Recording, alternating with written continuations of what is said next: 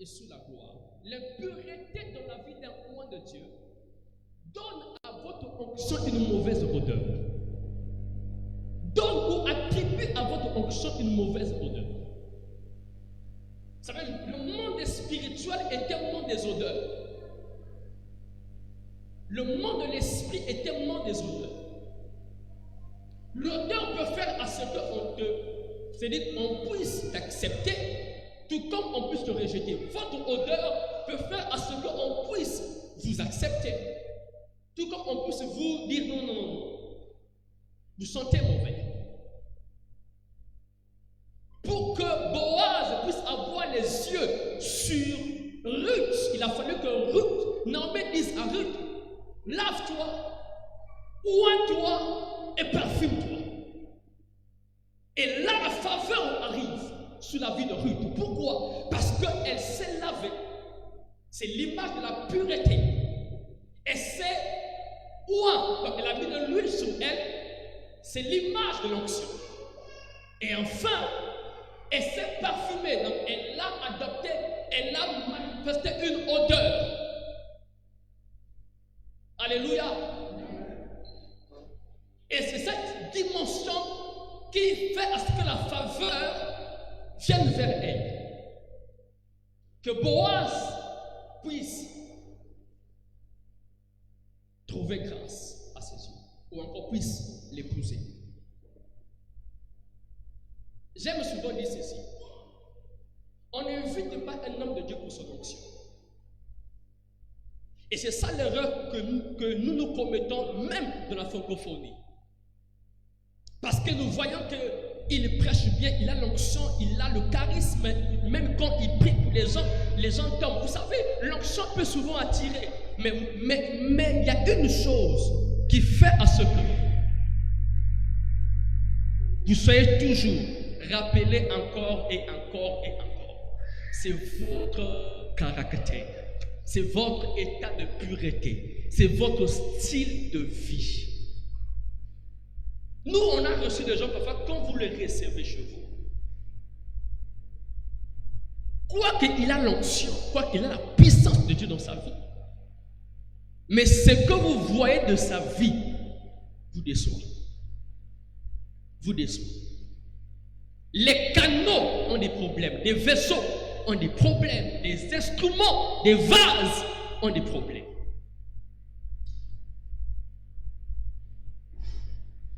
Le péché souille l'onction à travers son porteur qui est souillé.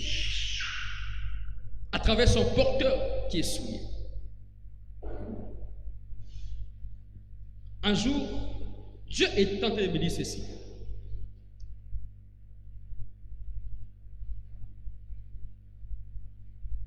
L'impudicité, la fornication, le mensonge, la dépression, l'adultère, la désobéissance à Dieu, dans la vie des porteurs de l'onction, font à ce que votre onction soit attaquée par l'ennemi, ou encore sont des éléments qui brisent l'autorité de votre onction dans le monde spirituel. Il y a une différence entre Bethel et El-Bethel. Jacob, il arrive à Bethel, il prend l'huile, il verse sous la pierre. C'est la dimension d'onction. Parce que Bethel, c'est la maison de Dieu, c'est le lieu du service. Mais celui qui est en train de servir Dieu à Bethel a un problème. Celui qui est en train de servir Dieu à Bethel, qui met l'huile sous la pierre, a un problème. La pierre est une image aussi de Christ, mais aussi l'image de l'Église. Mais il y a quelque chose qui se passe ici.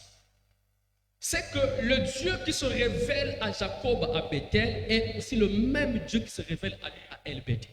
Mais quand il arrive à El-Bethel, là Dieu dit à Jacob, il dit, je suis le Dieu de la maison de Dieu. Ça veut dire que Bethel, qui est la maison de Dieu, doit devenir le lieu où Dieu lui-même est le Dieu de sa propre maison. Maintenant, voici le principe. Il dit à Jacob, ôte les dieux étrangers. Nous sommes dans Genèse 37, le verset 2. Il dit à Jacob, ôte les dieux étrangers qui sont dans ta maison. Alléluia.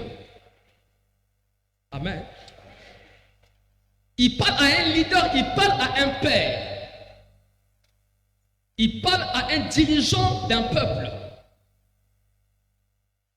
Il dit, ôte les dieux étrangers qui sont dans ta maison.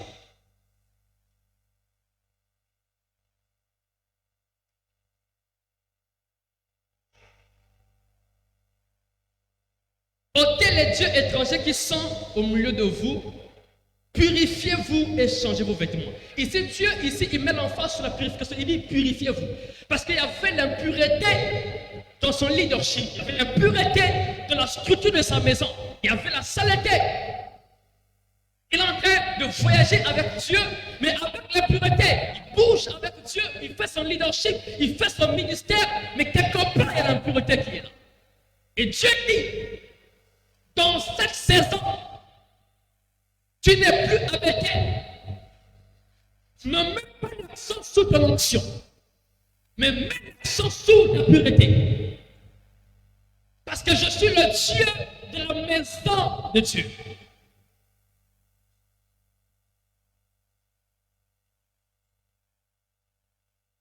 L'église n'est pas pour un homme de Dieu, c'est pour Dieu. Dieu est le Dieu de sa propre maison. C'est pourquoi même le leader doit se conformer à Dieu.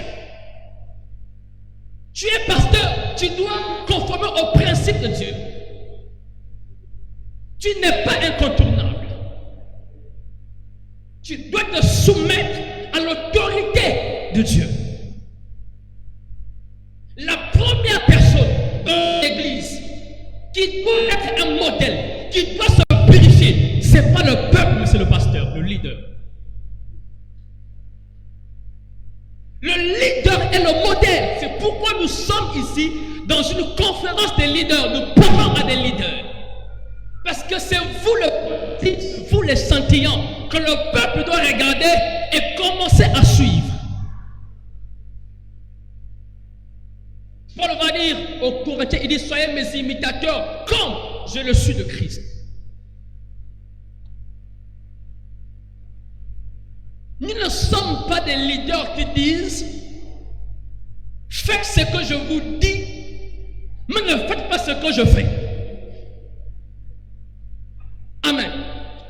On n'est pas de la catégorie de ces leaders. Nous sommes des leaders qui fonctionnent avec la mentalité de l'exemplarité. Je dois être un exemple pour mon peuple. Je dois être un exemple dans la nation. Aujourd'hui, quand on regarde le monde de l'église aujourd'hui, que des scandales. Que des scandales. Tel pasteur a fait ceci. Tel pasteur a volé l'argent de l'église. Pas d'intégrité, pas de pureté. Tel pasteur a couché avec la femme d'un tel. Tel pasteur a fait. En fait, on se pose la question, qu'est-ce qui se passe? Le diable est en train d'attaquer les instruments et les porteurs d'onction. Mais dans cette saison, Dieu dit à l'église, vous devez reconsidérer. Vous devez reconsidérer les canaux de purification. Dieu est en train de libérer au ciel des canaux de purification. Il veut purifier son église. Purifier les mentalités des leaders. Purifier le fonctionnement du leadership. Et cela se passe maintenant. Alléluia. Cela se passe maintenant. Et lorsque je vais rentrer à la maison, je vais commencer à prendre des résolutions pour dire, Seigneur, j'aimerais maintenant ramener mon leadership, mon ministère dans un contexte de pureté. Je voudrais bâtir des principes de pureté pour sécuriser mon onction. Sécuriser mon onction.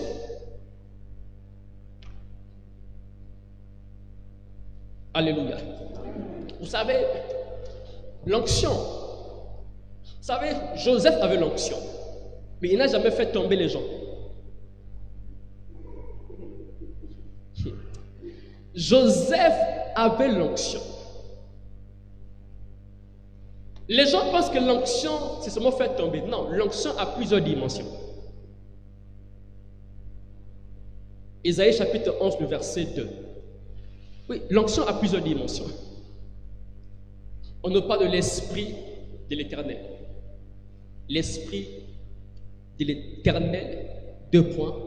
Esprit de sagesse, esprit d'intelligence, esprit de conseil, esprit de connaissance, esprit de force. Et 6, l'esprit de crainte de l'Éternel. Ce sont les 6 flux qui sont dans la branche de l'esprit de l'Éternel. C'est pourquoi Jésus va dire, l'Esprit du Seigneur est sur moi parce qu'il m'a oint. L'onction de Dieu peut aussi être reproduite dans la sagesse et l'intelligence. Alléluia. L'onction de Dieu peut aussi être reproduite dans la capacité à conseiller. Dieu peut t'établir comme étant conseiller du chef d'État. C'est un manteau, c'est une portion d'onction que tu as reçue. Écoutez, j'ai dit que Cyrus n'était pas de l'église, il était païen, mais Dieu dit Cyrus m'a oint. C'est que Cyrus avait un manteau, une onction que Dieu lui avait attribuée. Une onction politique, une onction pour la gestion des choses. Donc, il y a des gens ici qui pensent qu'il n'y a que le pasteur qui a l'onction. Le fait qu'un homme de Dieu fait tomber les gens, waouh! Non, frère, même toi qui ne fais pas tomber les gens, tu as l'onction sous toi. Mais ton onction opère dans la dimension de la sagesse, de la dimension du conseil, de la dimension de la crainte de l'Éternel. Joseph arrive en Égypte, la femme de Potiphar va commencer à lui faire des avances. Mais il est conscient de sa destinée prophétique. Il est conscient de son ministère. Vous savez, le diable, s'il veut attaquer ou détruire ton ministère, il va attaquer ta capacité à te purifier. Il va attaquer ta capacité à rester pur. Parce qu'il sait que ta pureté est la porte pour ta prochaine dimension avec Dieu. Il le sait. Il le sait. C'est la raison pour laquelle il va passer par attaquer ta pureté. Vous savez, il a avorté la destinée de Samson. Lui qui avait l'onction. Mais il n'avait pas pu gérer le côté de la purification, le côté de la gestion de la pureté. Et Samson est mort avec ses ennemis. Et comment il est mort? Comment il est mort? Mais Joseph a dit non. Je ne peux pas avorter ma destinée juste pour un plaisir de quelques minutes. Combien de leaders aujourd'hui, juste pour un plaisir de quelques minutes, tu sacrifies tout ton ministère? Combien de leaders, juste pour de l'argent, tu sacrifies ton ministère? Combien de leaders aujourd'hui, juste parce qu'on t'a proposé quelque chose, tu sacrifies tout ce que tu as eu à bâtir avec Dieu? Vous savez, la pureté, pas seulement dans le fait de ne pas coucher avec la femme de quelqu'un. Non, la pureté, c'est aussi même de la capacité à ne pas prendre de l'argent qui n'est pas de l'argent pur, mais l'argent sale. Géasi qui était appelé à une grande chose, appelé à un grand ministère. Géasi qui était destiné à être un prophète après Élisée, a sacrifié, a avorté son ministère juste parce qu'il a couru derrière Naaman. De l'argent. La cupidité peut tuer ton ministère. L'envie de l'argent peut détruire ton ministère. D'ailleurs, la cupidité, c'est la pureté. Plutôt, quelle impureté? Le fait d'aimer l'argent, ça peut créer en toi l'impureté. Et ça souille ta mentalité. Ça souille même ta manière de voir les choses dans le ministère. Même ta prédication peut changer par ta culture. Même ta manière de prêcher l'évangile peut changer par ta manière de concevoir l'argent ou ta manière de voir l'argent. Alléluia. Tout dépend de la mentalité. Alléluia. Tu peux corrompre même ton message parce que tu as corrompu ton cœur. Garde ton cœur plus que toute autre chose. Je lui donne ça. Sécurise ton cœur Donne le micro là. plus. Vas-y. Car de là viennent les sources de la vie. Vous pouvez mettre sur la deuxième caméra. Alléluia. Faisons attention, chers hommes de Dieu. Faisons excessivement attention. Merci. Faisons excessivement attention. Le ministère, on doit le prendre avec beaucoup de sérieux. Le ministère n'est pas un lieu pour s'enrichir. On a perdu la notion de doulos, la notion de serviteur. Que Dieu reprogramme notre mentalité ce matin au nom de Jésus. Que ta manière de faire le ministère puisse changer après la conférence.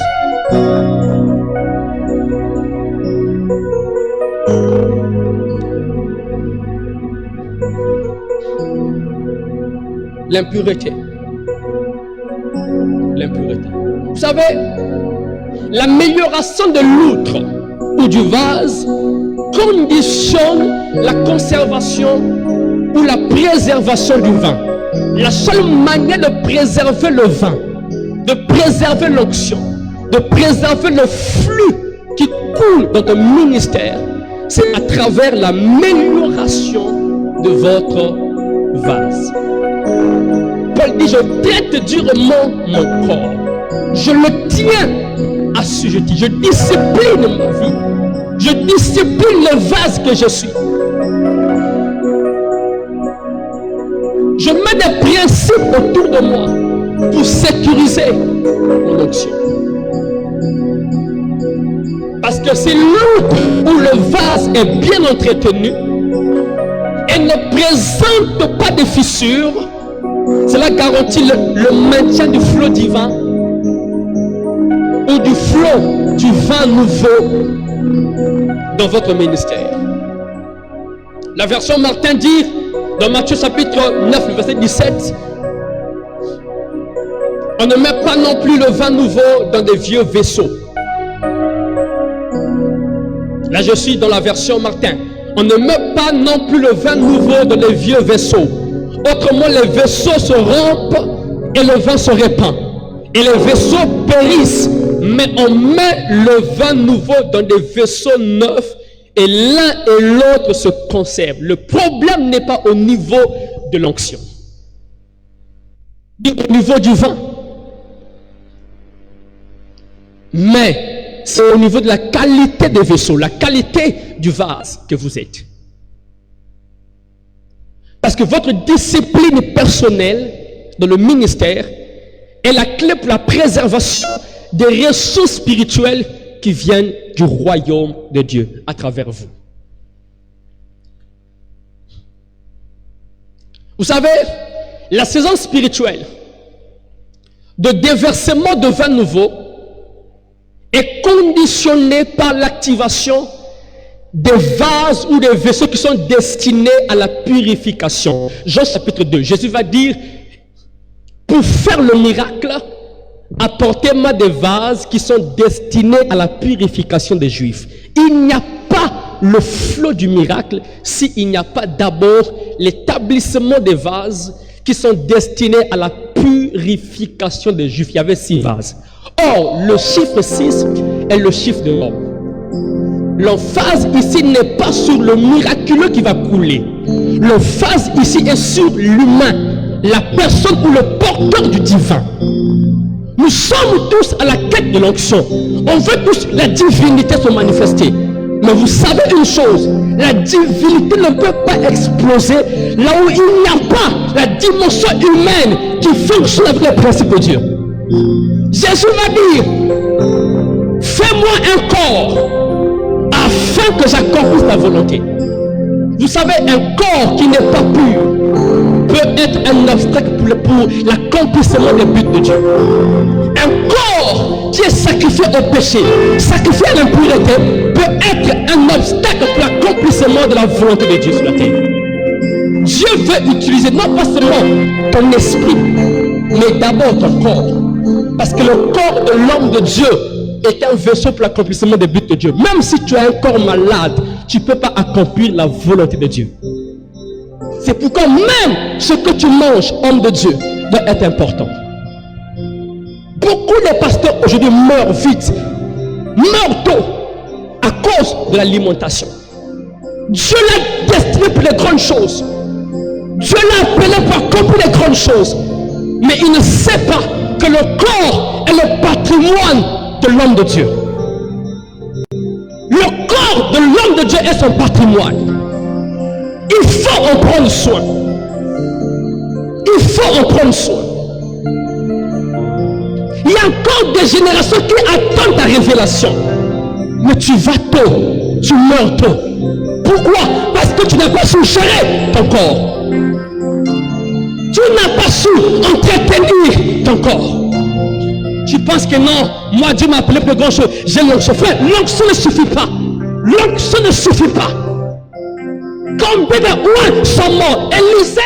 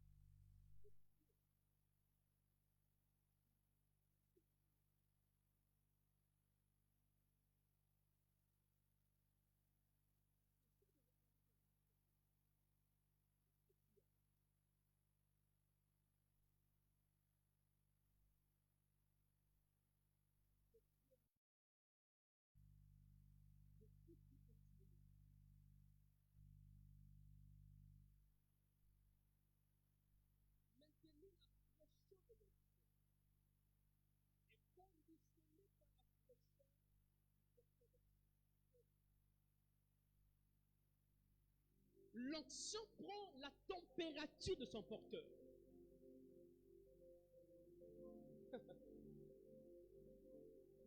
La manifestation de votre onction est déterminée par la température de votre être. Moïse, Dieu dit à Moïse, parle au rocher. Moïse, il prend le bâton, lui, il frappe le rocher. Écoutez, l'eau est sortie. Mais le problème, c'est que Moïse était en colère. La température de Moïse a déterminé l'onction de Moïse. Si le porteur est frustré, si le porteur est en colère, l'onction réagira à la fréquence du tempérament de son porteur. Votre onction va réagir par rapport à la fréquence de votre tempérament. C'est pourquoi ne manifestez jamais l'onction quand vous êtes en colère ou quand vous êtes frustré ou quand vous êtes dépressif. C'est le temps où vous devez d'abord vous recueillir avec Dieu, de l'intimité avec Dieu. C'est pourquoi ne viens pas prêcher à l'église quand tu es en colère ou même quand ta femme à la maison.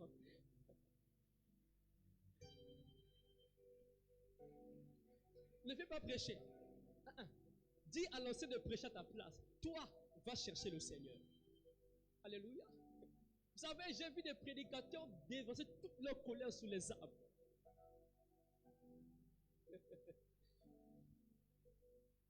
C'est-à-dire que ce qui se passe avec madame à la maison, il vient déverser tout ça sur les arbres. Mais les hommes ne comprennent pas. Alléluia. Le pasteur en colère, en pleine prédication. Ça a commencé depuis à la maison. C'est pourquoi, chers oins, chers porteurs d'onction, faites attention, faisons attention. Le ministère, tu l'as toute la vie. Tu l'as toute la vie. Ne pas prêcher un moment n'est pas la fin de ton ministère. Mais au contraire, c'est un temps de ressourcement et de rétéléchargement avec Dieu. C'est un moment où toi, tu as encore de reprendre des forces. Tu es comme Samson à Corée. À cet endroit où il dit mon esprit a été ravivé, a été réanimé encore. Quand il a bu de l'eau, il dit j'ai été réanimé. Il est temps, cher homme de Dieu, de chercher l'intimité avant la communication. Vous savez, ce que tu les ministres, c'est qu'on veut trop communiquer mais pas être en communion. Or, la communion est la clé de la communication. La communion avec Dieu est plus importante que ta capacité à parler aux gens. Parler avec Dieu dans un temps d'intimité, de repos, d'écoute, de soumission à Dieu est plus important que ta capacité à vouloir communiquer. Parce que c'est là où Dieu va te dire, tu vois là, arrange ton cœur, purifie ton cœur, ajuste-toi, aligne ton cœur par rapport à ce que je veux pour toi. Tu vois, arrange ton mariage. Tu vois, est-ce que tu as des bons rapports avec tes frères ou tes sœurs? Arrange ça. Tout ça se passe dans l'intimité avec Dieu. C'est pourquoi quelqu'un qui n'est pas en bon état ou qui ne sait pas gérer son foyer ne peut pas prêcher la parole de Dieu. Tout leader qui n'a pas la capacité à bien diriger sa maison est déjà disqualifié pour la prédication. Déjà. C'est nous aujourd'hui qui laissons les gens prêcher. Mais la Bible, la parole de Dieu, nous interdit. Parce que Paul écrit à Timothée. Or, Timothée, l'épître au Timothée est l'épître pastorale. C'est l'épître qui est adressé à un pasteur, à quelqu'un qui est à la gestion de l'église locale. Et comment il doit se tenir dans la maison de Dieu.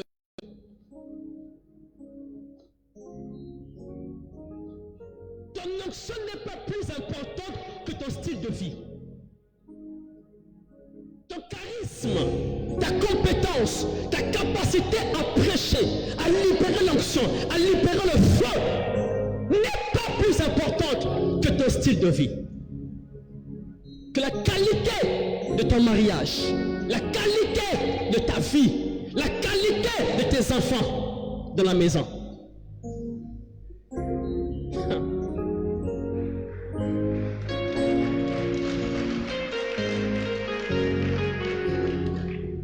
C'est la raison pour laquelle nous devrions commencer à ajuster les choses. Dieu a dit à Jacob, donne des ordres à ta maison. Parce que c'est un leader qui marche avec Dieu, mais il y a un dysfonctionnement dans sa maison.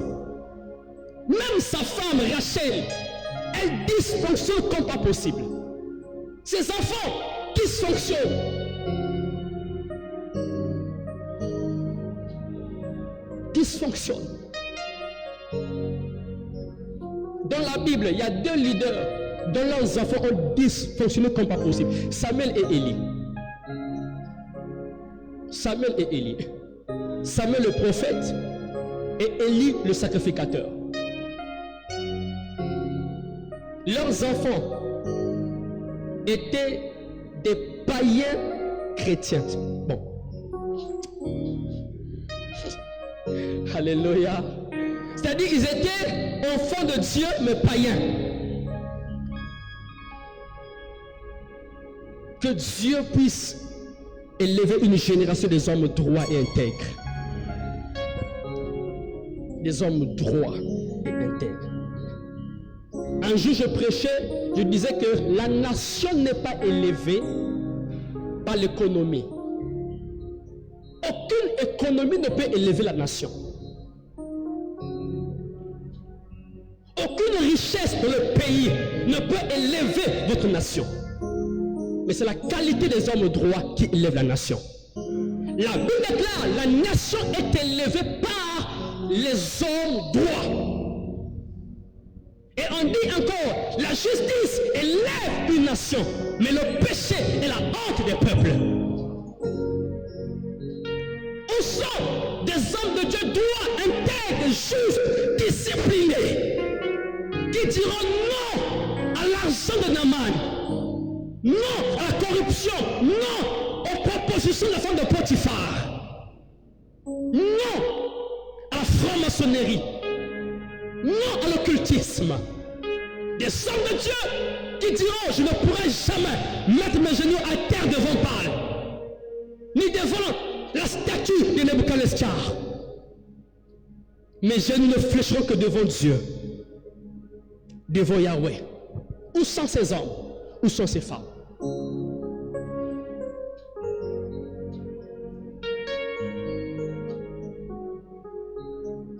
J'étais en train de prier le Seigneur durant ces jours pour ce pays, pour la Guinée. Pendant que j'étais en train de prier, Dieu m'a ouvert les yeux. Dieu m'a ouvert les yeux. Ce que j'ai vu était terrible. Terrible. Terrible.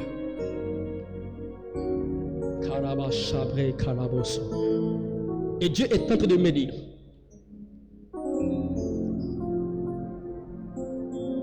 il est temps que l'église de la Guinée, parce que Dieu m'a fait voir que le problème n'était pas au niveau des païens, mais c'était au niveau de l'église. Et Dieu me dit, la force du pays est dans la force de l'église. D'ici les hommes de Dieu se consacrent à Dieu véritablement avec leur cœur, ce pays va décoller à une dimension incroyable.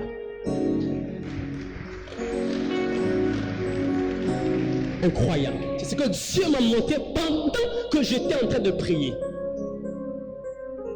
Dieu m'a fait voir les leaders, les hommes de Dieu. Mais je voyais beaucoup de fragmentations, je voyais beaucoup de choses se passer. En fait, ma vision était remplie de perturbations. J'ai vu des choses se passer. Je voyais des fragmentations, beaucoup de fissures. Et je voyais un mur qui était rempli de fissures, mais qui est tombé. Et Dieu m'a dit, si le mur est tombé, c'est à cause des fissures. Parce que les fissures sont en train de fragiliser les murs. C'est pourquoi tout leader doit opérer de la mentalité de Néhémie, aller rebâtir les murailles et restaurer les portes. Parce que les portes représentent les dimensions d'accession ou encore les dimensions d'accès dans une ville. Dieu vous a établi comme étant des portiers de la Guinée. Dieu a établi les hommes de Dieu comme étant des apôtres, des portes d'accès de la ville. Dans le monde spirituel, aucun esprit mandekolaya, aucun esprit ne peut rentrer dans votre pays s'il ne vous affronte pas.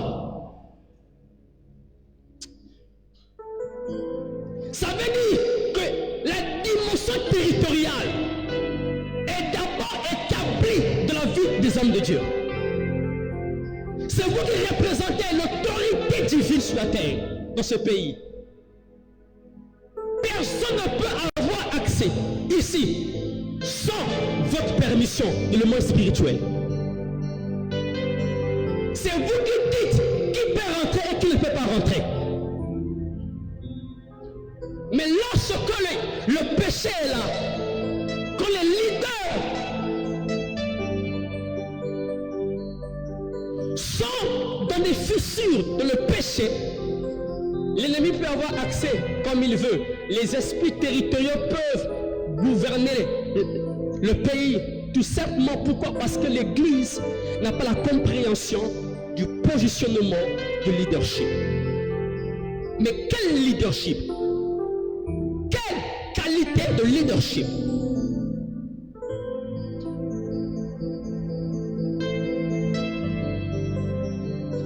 Les murs doivent être rétablis. Si les portes représentaient la dimension des apôtres, des portiers, des gardiens de la ville, eh bien, les murailles représentent la dimension des prophètes. Ceux qui sont établis pour voir, faire une lecture spirituelle de l'état du pays.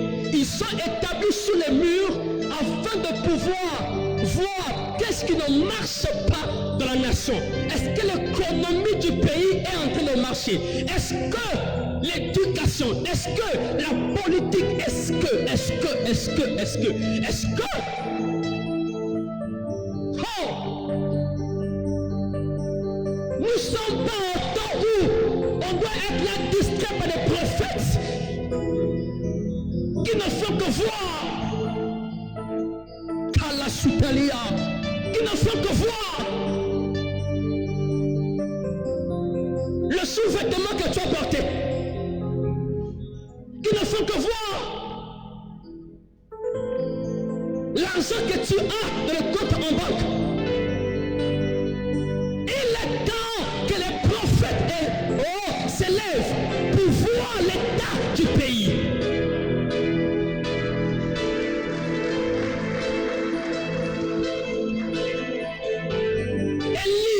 Arrive dans un pays, dans une ville, Jéricho, on dit l'état du pays est bon, mais les eaux sont amères. Un prophète n'est pas là pour vous dire, je vois que chez toi à la maison, tu as une chaussure de couleur jaune, on s'en fout. Dis-nous.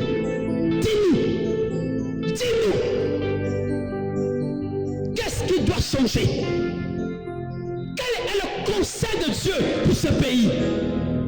Quelle est la voix prophétique pour ce pays? Élisée dit, donnez-moi le sel. Il prend le sel, il jette dans l'eau. Il dit, il va à la source du problème. Et quand il met le sel, les eaux ont été assainies. Il est temps que les eaux de la Guinée soient assainies au nom de Jésus.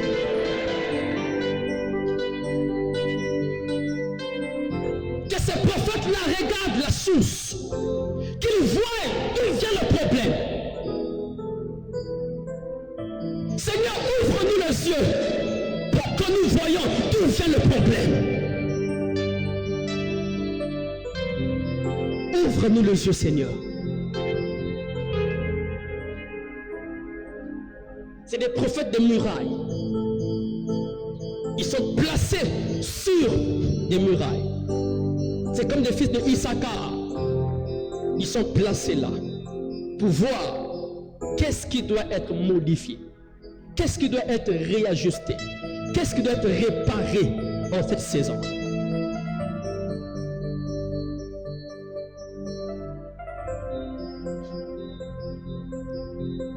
Même le mouvement prophétique actuel est rempli d'impureté. Parce que le prophétique est en train de couler avec l'état des cœurs qui sont ou qui est impur. Quand un prophète déjà commence à prophétiser dans le but de recevoir de l'argent, il est impur. Il est impur. Il est impur. Quand un prophète commence à prophétiser, pour qu'on sache qu'il est le prophète le plus haut et le détaillant de la saison, il est orgueilleux. L'orgueil est dans le cœur. L'orgueil souille la pureté. L'orgueil.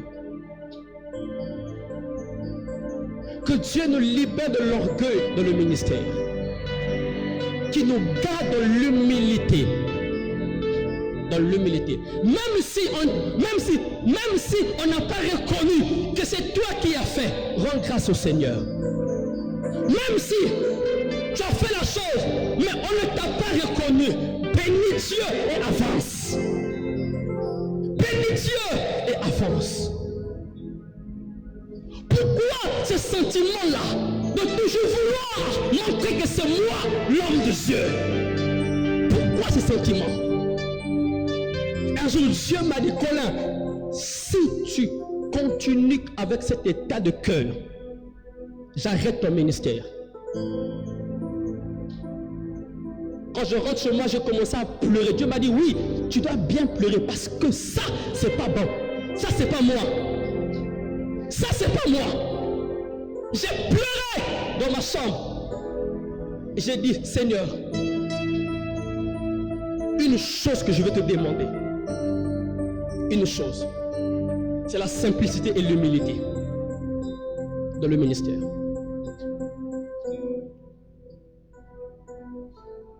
Vous savez,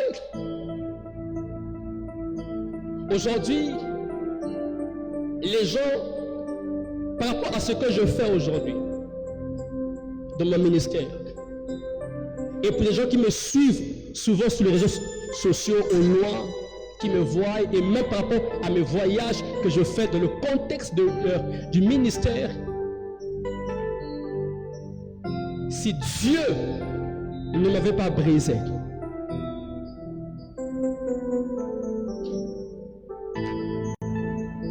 aujourd'hui, je vous assure,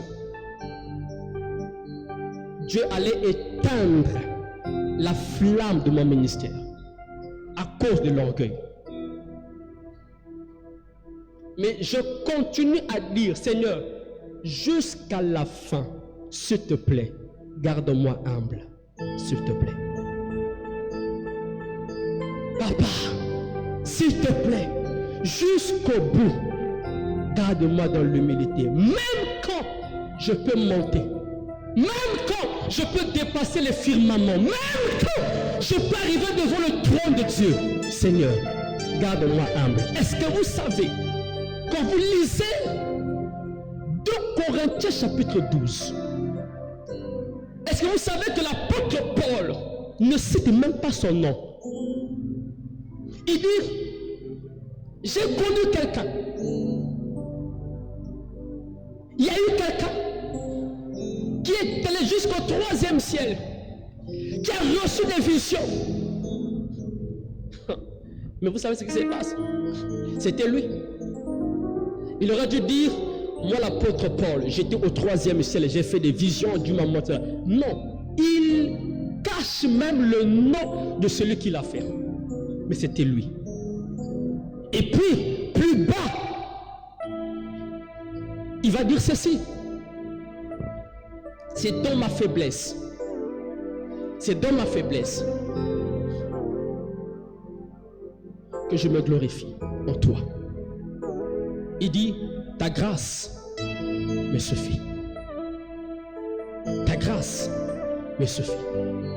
Bien-aimé, tout n'est que grâce dans le ministère. La voiture que tu as, les maisons que tu as, les beaux habits que tu as, les voyages que tu as dans le ministère, tout n'est que grâce. Il n'y a rien à s'enorgueillir dedans. Donne gloire à Dieu. Parce que l'orgueil souille la pureté du ministère. L'orgueil détruit la fréquence de la grâce. Je fais grâce aux humbles, mais je résiste aux orgueilleux. L'orgueil détruit la fréquence de la grâce. L'orgueil bloque le coulement de la grâce de la vie d'un homme. Le témoignage à moi, vous savez, un jour on m'a dit, docteur, comment tu fais? Vous savez, les gens qui sont abonnés à ma page, ils savent, je publie tous les jours. Je publie tous les jours. Et les gens se disent, comment ce gars il fait de telles publications, de tels messages, une telle dimension de messages, comment il fait? Dernièrement, j'étais en train de dire à l'apôtre, je lui disais que moi, même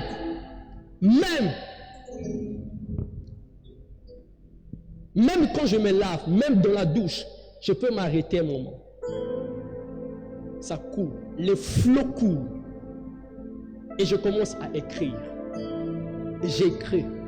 Et quand même, même de la voiture, à n'importe quel endroit, mon esprit est alimenté. Mon esprit est ouvert aux dimensions d'en haut. Je peux recevoir à n'importe quel moment. Vous savez pourquoi? Parce qu'un jour, j'ai dit à Dieu, Seigneur, garde mon cœur humble. Garde mon esprit ouvert à toi. Je ne sais rien.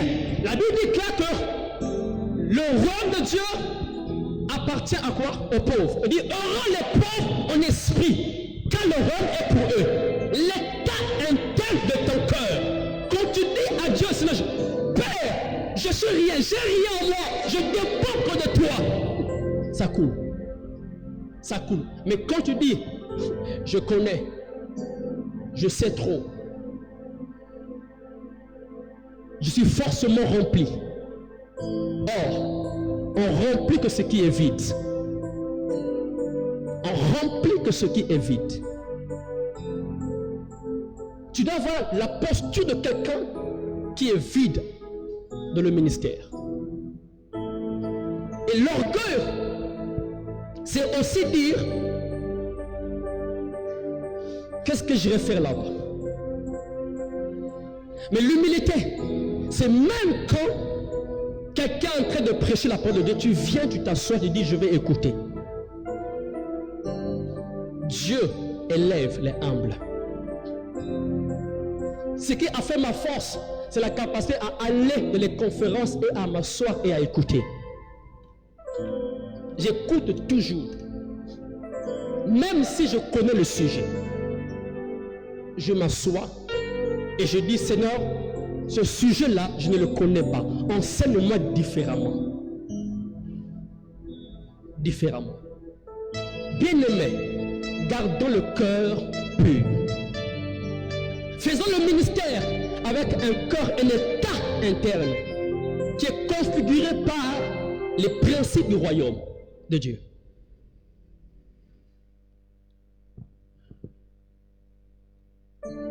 Cette génération veut l'huile, veut l'onction. Mais les vaisseaux sont défectueux, palaios, anciens. Est-ce que tu peux dire à Dieu, Seigneur, je veux une onction nouvelle pour un vase nouveau?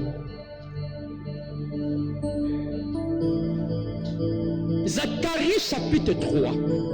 Je vais m'arrêter par là pour la première partie. Zacharie voit dans la vision un prêtre, un sacrificateur nommé Josué. Et Satan était en train de l'accuser devant Dieu. Pourquoi? Parce que ce sacrificateur avait un vêtement sale. Or, le vêtement représente le ministère. C'est le manteau, c'est l'onction de ton ministère. C'est qu'il faisait le ministère avec une onction sale et une mentalité sale. Dieu va dire à Satan, je sais, mais c'est mon serviteur. Il prend Josué, il dit à l'ange de lui enlever le vêtement sale et de lui enlever le turban du prêtre qui était impur. Et Dieu a revêtu Josué d'un nouveau vêtement et il lui a mis un turban neuf sur la tête. La tête symbolise les mentalités ou la manière de voir les choses dans le ministère. Dieu était en train de reconfigurer le système de pensée du sacrificateur. Et Dieu va lui mettre des vêtements nouveaux. Mais ce que j'aime dans la suite, c'est ce que Dieu va dire maintenant à Josué une fois qu'il a revêtu Josué.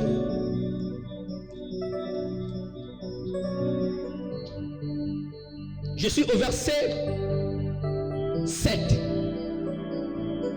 Ainsi parle l'Éternel des armées. Si tu marches dans mes voies et si tu observes mes ordres, tu jugeras ma maison et tu garderas mes parvis et je te donnerai libre accès parmi ceux qui sont ici.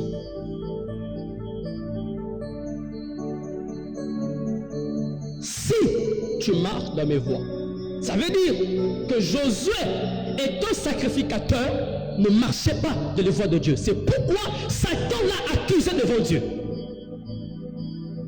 Il fait le ministère, mais il ne le fait pas dans les normes et les principes divins. Il offre des sacrifices à Dieu, il tue les animaux, il fait l'expiation, il offre les offrandes, mais il ne le fait pas dans les voies de Dieu, dans les manières de Dieu de faire les choses. Le terme voie ici, c'est le mot grec odos. Odos qui signifie la manière de concevoir le système de pensée. Mais aussi les sentiers, la route pas claire ou obscure. C'est pourquoi les Juifs disent les voies de Dieu sont insondables. C'est le mot qui veut dire obscur. C'est pourquoi le lieu très saint était noir.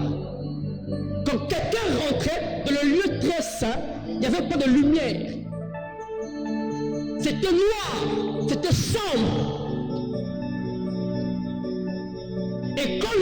a été déchiré, la lumière est rentrée. Parce que le voile donnait accès. La déchirure du voile donnait accès pour que nous marchions maintenant dans les voies et les sentiers de Dieu.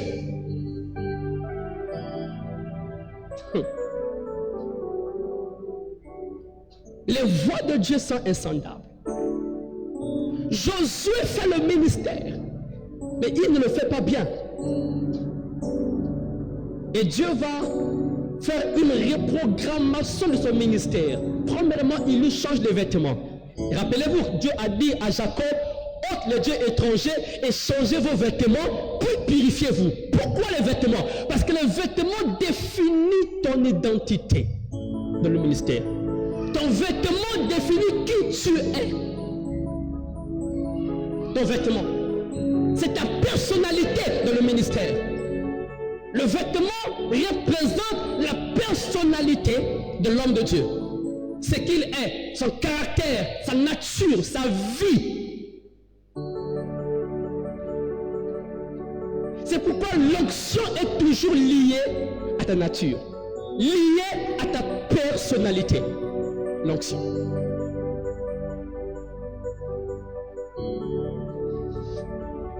C'est pourquoi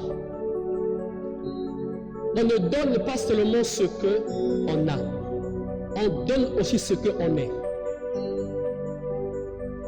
L'onction, quand elle coule d'un homme vers un homme, il y a toujours une nature de quelqu'un, du porteur, qui est en train de transcender à travers le coulement de l'onction. C'est pourquoi, même les gens qui vous imposent les mains, vous devez veiller à ce que la personne qui t'impose les mains soit pure. Parce que vous savez, l'imposition des mains transmet l'impureté comme la pureté. D'ailleurs, pas seulement toi qui imposes les mains, même celui à qui tu imposes les mains, s'il est impur,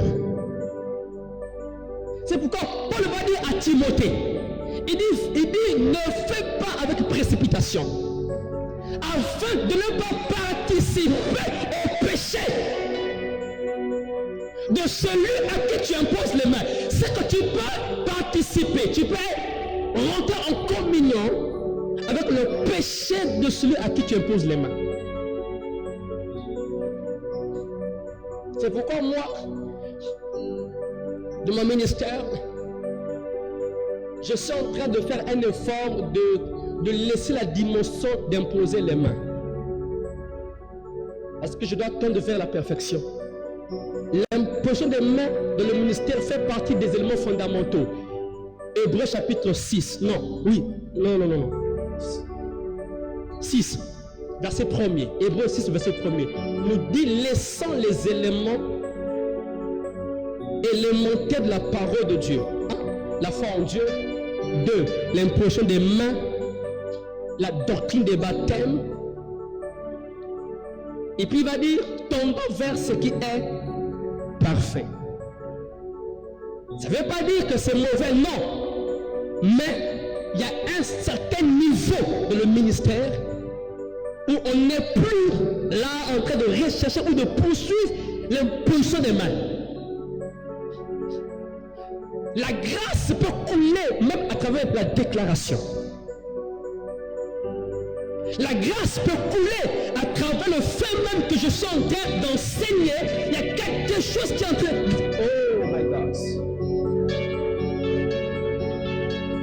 Pendant que je prêche, l'impactation peut être libérée. Tout dépend de ta foi. Tout dépend de ta perception de celui qui te prêche la parole de Dieu. Parce que la qualité de ta perception détermine la qualité de ta réception. Élie dit à Élisée, si tu me vois monter, tu vas recevoir. Élie monte et Élisée il voit Élie monter. La qualité de sa perception sur Élie a déterminé sa réception du manteau.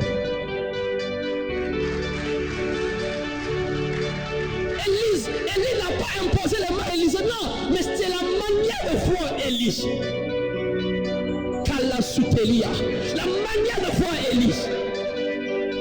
Que cet homme-là n'est pas n'importe qui. Il est un porteur de Dieu. Il est un porteur de divinité. C'est un roi de Dieu. Je ne le vois pas comme un simple homme. Non, non, non, non. Élie, mon père. Mais lui, il est un char d'Israël. Un char d'Israël. Derrière lui, il y a un convoi. C'est comme ça qu'il voyait Élie. Et sa perception a défini la nature de la chose qu'il allait recevoir. De foi, on se bat pour rien.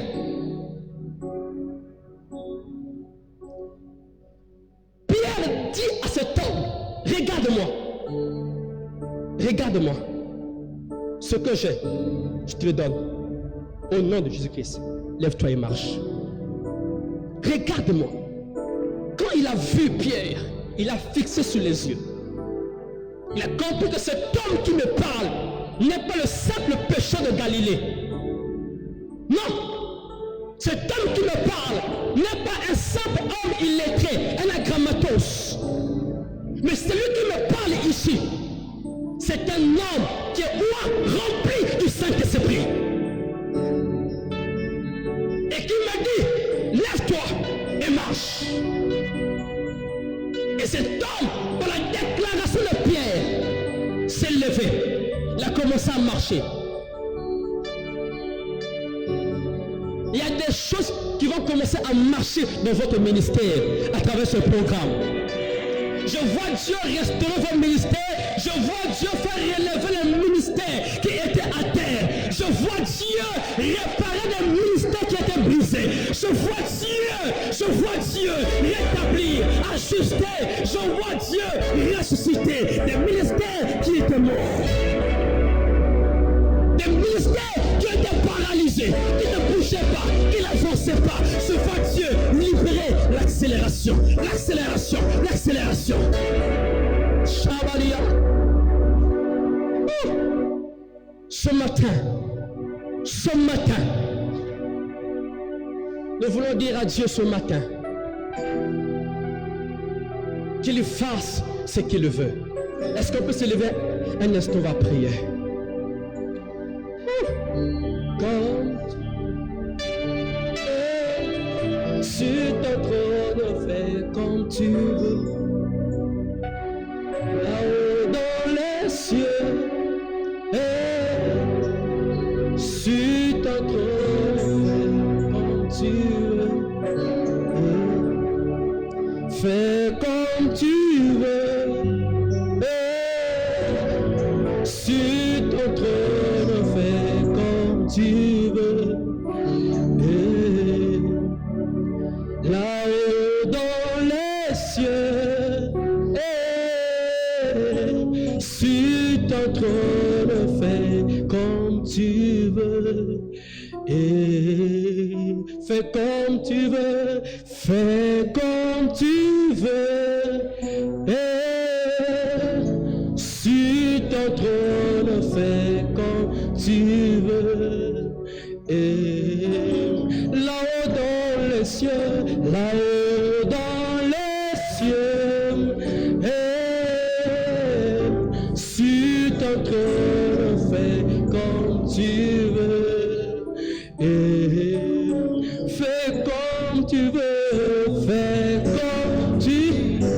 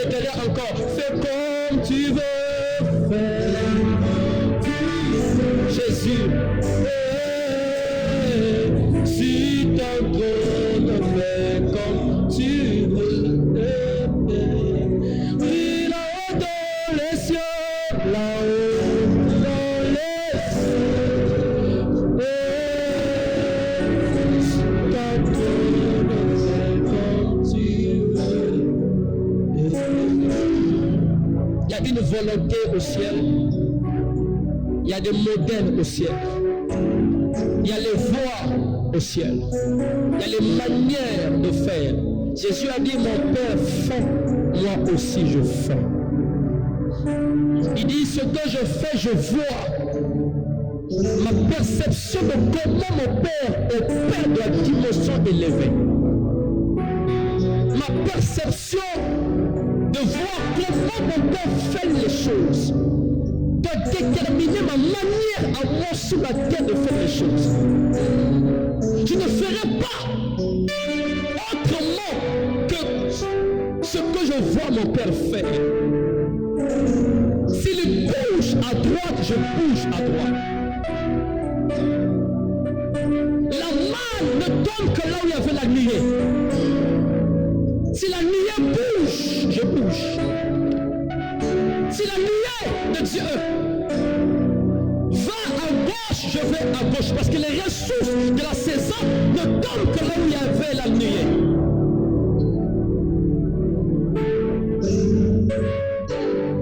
Je veux me connecter à la volonté qui est au ciel. Je veux me détacher de toute perception terrestre. Je refuse de faire le ministère comme je vois chez un tel. Je refuse de faire le ministère comme je vois chez mon frère ou chez ma soeur. C'est pas ça le modèle. Dieu dit à Moïse, regarde et fais comme tu regardes. Reproduis le tabernacle que tu as fait. Mon ministère ne dépend pas de la croissance de mon frère. Mon ministère ne dépend pas du fait que le ministère de ma soeur ou de mon frère est en train de monter. Non, je ne bouge pas au rythme de la terre. Je ne bouge pas. Mon ministère ne bouge pas au rythme de la terre. Mon ministère bouge au rythme du ciel. Parce que chaque ministère a une architecture propre à lui. Chaque ministère a une vision propre donnée à Dieu. Je refuse de courir parce qu'un tel est arrivé loin. C'est pas parce que Akab est arrivé loin, montant sous son char, que moi, Élie, je vais vouloir aussi prendre le même mécanisme que lui, monter sur un char. Si lui il a pris le char, moi je prendrai les pieds. Parce que la vitesse n'est pas définie par le point d'arrivée. La vitesse est définie par le processus de là où Dieu est en train de te faire passer. Ce n'est pas le fait d'arriver qui définit la vitesse de le ministère. Mais c'est comment, c'est les voies que tu as empruntées. C'est la manière de faire le ministère qui définit la vitesse. Parce que pour les uns, c'est la précipitation. Mais pour les autres, c'est la vitesse divine. La précipitation est charnelle, mais la vitesse est divine. Akab s'est précipité. Mais Élie a été accéléré par Dieu. Ma prière ce matin, cher homme de Dieu, femme de Dieu, ma prière ce matin, que Dieu donne de la hausse à votre ministère. Que Dieu donne de la vitesse à votre ministère. Votre vitesse n'est pas le fait d'arriver avant. Votre vitesse est dans le fait de reproduire sur la terre les modèles du ciel. Ce que Dieu veut pour votre ministère. Oh. Est-ce qu'on peut lever nos mains pour prier? Il est glorieux et digne de l'agneau est sauvé. Jésus, nous élevons, nous élevons.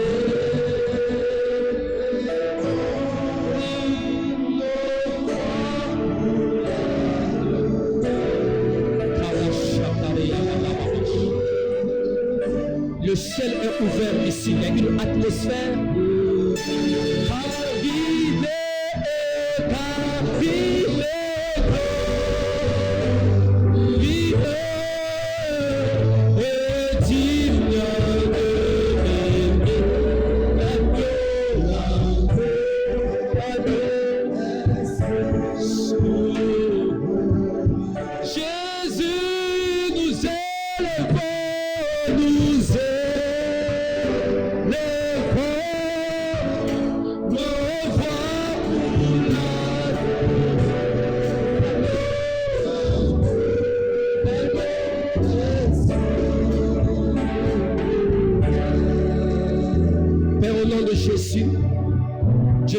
voix, Père.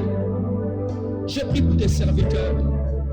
Je prie pour ces hommes et ces femmes qui ont laissé leur maison pour te chercher. Moi y compris, Père. Je suis venu ici, Père, pour te chercher. Et ce matin, je t'ai trouvé. Nous t'avons trouvé. Tu nous as parlé. Maintenant, Père, que nos ministères prennent une nouvelle dimension. Que nos ministères, Père, prennent une nouvelle ascension. Père, merci, oh Dieu, de octroyer à chaque homme et femme en ces lieux des vases nouveaux. Et merci, Père, de relâcher sur nos ministères des vins nouveaux, des fréquences nouvelles, des manteaux nouveaux, Père. Et faites de nous des canaux de pureté. Merci, oh Dieu, de nous attribuer des cœurs qui feront toute ta volonté. Toute ta volonté. Dans le nom de Jésus. Nous avons prié, disons Amen.